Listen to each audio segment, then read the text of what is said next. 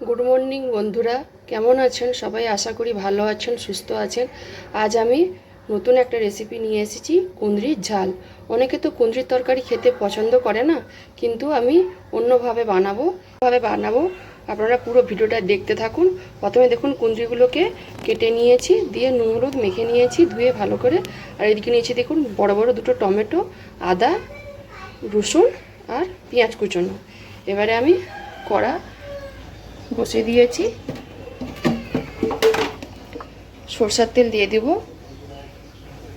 দেখুন তেলটা ভালো করে গরম হয়ে গেছে, ধোঁয়া উঠতে শুরু করে দিয়েছে। এবারে আমি কুঁদরিগুলো সব ভেজে নেব। কুঁদরিগুলো সব ভাজতে বসে দিয়েছি। এবারে আমি ঢাকা দিয়ে দিব, হালকা আঁচে ভালো করে লাল লাল করে ভেজে নেব। আর এদিকে আমি মশলা বেটে নেব, আদা আর রসুন বেটে নেব। আমি আদা রসুনটা বেটে নিয়েছি, এইবারে আমি টমেটোটা বেটে নেব। এবারে আমি ঢাকনাটা খুলে নেব।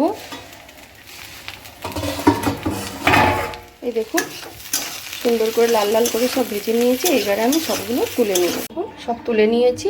এইবারে কড়ার মধ্যে আর একটু সরষের তেল দিয়ে দেবো আমি। তেলের উপরে দিব কালো জিরা ফোড়ন। ফোড়নটা ভালো করে ভাজা ভাজা হয়ে গেছে। এইবারে দিয়ে দেবো এর উপরে কেটে রাখা পেঁয়াজ কুচি। দেখুন পেঁয়াজটা ভালো করে লাল লাল করে ভাজা হয়ে গেছে। এইবারে দিয়ে দেবো এর উপরে আদা রসুন বাটা।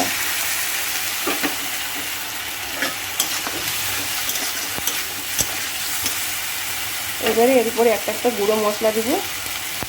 সামান্য হলুদ গুঁড়ো, 1 চামচ লঙ্কা গুঁড়ো, আর সামান্য দিব জিরে গুঁড়ো। ভালো করে মশলাটা একটু আমি ভেজে নেব। আর দিব উপর থেকে একটু মশলা ধোয়া জল।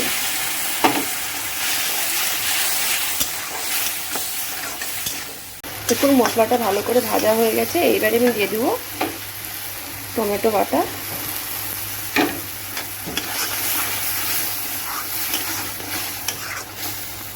আর দিব সামান্য নুন। ভাজার সময় তো নুন দিয়ে মেখে রেখেছিলাম, তাই জন্য আর একটু নুন দিব। এখন মশলাটা ভাজা হয়ে গেছে, কাঁচা গন্ধ চলে গেছে। এবারে আমি দিয়ে দিব ভেজে রাখা কুঁদরি। ভালো করে মশলাটা আমি মিশিয়ে নেব। আর একটু দিব সামান্য একটু জল।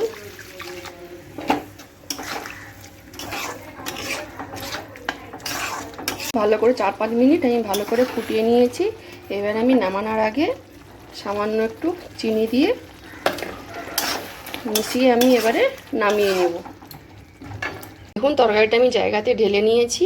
কত সুন্দর কালার এসেছে, খেতে কিন্তু অসাধারণ লাগে। গরম ভাতে বা গরম রুটির সাথে কিন্তু খেতে খুব সুন্দর লাগে।